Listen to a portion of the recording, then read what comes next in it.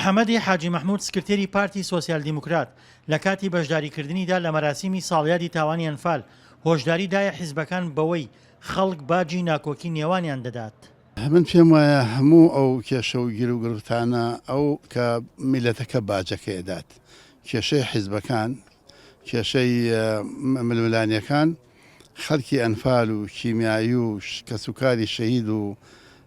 ئەو خەڵکی کوردستانە باجەکەیدات چونکە باجەکەی لەسەر لەمان قرزە بێ بۆیە من پێم وایە ئەبێت ئەو حیزبانە یا دەسەڵات یا حکوومەت بیر لەوە بکەنەوە کە ئەوان ئێستا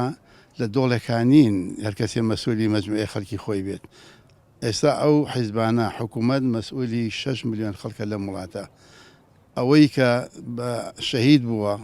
کەسوکاری شەهید بە ئەوەی کە ئێستاشەوە ئەمڕۆ لەدایکە بێت ئەو حکوومەتە لی مەسئولە.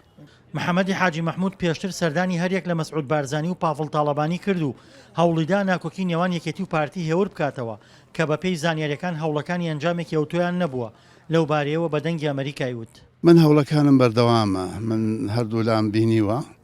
لە نزیکەوە قسەم لەگەڵ کردوون ڕاو بۆچوونی خۆم پێداون سوپاسیان دەکەم گویان بۆ گرتوین بەڵام جێبەجێکردنەکەی ڕەنگە هەر وەختی پێویست بێ و ماوەتەوە ئومێ دەکەم ئەوانیش هاوکار بن. سکرتێری پارتی سۆسیال دیموکرات جەختی کردەوە کێشەی نێوان یەکێتی و پارتی یەکتری قبول نەکردنە. وڵی تەلەبەکان زۆرن خۆتان نەزانن ئەم کێشانە هینی ئیسانیە کێشەی کۆنا بەڵام ڕەنگە هەرجارێک لەلایەکەوە سەر هەڵداتەوە و دروستە بێتەوە هیوادارم ئەو زەخانەی کە ئەمڕۆ لەسەر ئەرێمی کوردستان هەیە ئەو فشارانەی لە هەموو لایەکەیە بتوانێت ئەوانیش زیاتر لە یەک نزیکاتەوە و پێکەوە بتوان کار بکەن. سەبارەت بە ناکۆکی نێوان یەکێتی و پارتی لەسەر هەڵبژاردننی پەرلەمانی کوردستان محەممەدی حاجی مەحموود دەڵێت خۆی من پێم وایە هەڵبژاردن نابێتە کێشە چونکە هەڵبژاردن ڕەنگە ڕێکەون لە باتی یەک بازنە کوردستان چوار بازنە بێت ڕەنگە لە باتی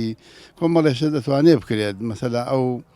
نوێنەری ئەو حیزبە نەبێ حیزبێکی تر بێ ڕەنگە ئەوانە بگرن بەڵام کێشە ئەساسیەکە یەک قبول نەکردنە لەم وڵاتە. لە کۆتایی قسەکانیدا بۆ دەنگی ئەمریکا محەممەد حاجی مەحموود سەبارەت بە نیگەرانی کە سوکاری ئەنفالکراوەکان وتی برینی کە سوکاری ئەنفالکراوەکان ساڕێژ نابێت تا ئەو کاتەی ڕووفاتی کە سوکارەکانیان دەهێنرێتەوە بۆ کوردستان. دڵشاد ئەنوەر دەنگی ئەمریکا گەرمیان.